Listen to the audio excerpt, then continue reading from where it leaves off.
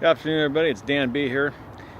So I was at a meeting today at 4:30 down at the San Carlos Zoo, and they had me read how it works, for like the 10,000th time in the last 11 years.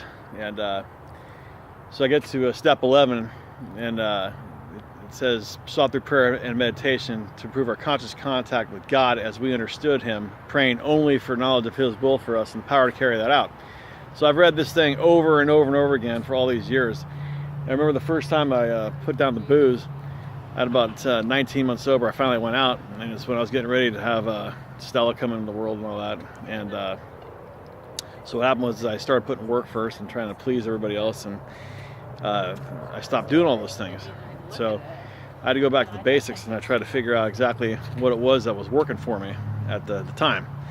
So back then, if I wasn't saying the rosary or reading the Proverbs in the Bible, I'd say 10 Hail Marys, 10 of the Lord's Prayer, 10 Glory Be to the Father prayers, 10 of the Serenity prayers, and 10 of the third step prayers, right? So I stopped doing it because I thought I was just reciting these prayers and I was going nowhere, and there was nothing genuine about it. But so I'm reading this part of the step 11 in there, and the bolt of lightning hit my head, because it's like I started looking at the words that were in these prayers that I was saying that I thought had no meaning because it didn't feel genuine, right? And when I started paying attention to the actual words in the prayers, and even though I did just say them over and over again, it seems like that conscious contact was coming back to me.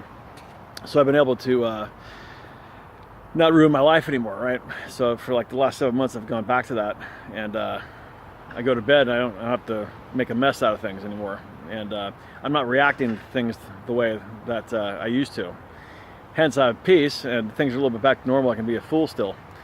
So, many of you who have a few years might be saying, well, no shit, fool. And others might be saying, oh, that makes a lot of sense. That's very helpful, Dano. So I'd open up and start sharing about that right off the bat here on the Dan Banchero show today for September the 25th of 2018, down here at Bay Meadows Park, up here by the water. It's nice and quiet. So the first thing I read today that was brought to my attention earlier, a few minutes ago, was the 12 symptoms of a spiritual awakening. So the first one is a increased tendency to let things happen rather than make them happen. Okay. The second one was frequent attacks of smiling. The third one was feelings of being connected with others and nature. Number 4, frequent, overwhelming episodes of appreciation. 5, a tendency to think and act spontaneously rather than from fears based on past experience.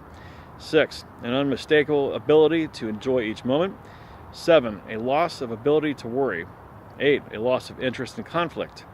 9, a loss of interest in interpreting the actions of others. 10, a loss of interest in judging others.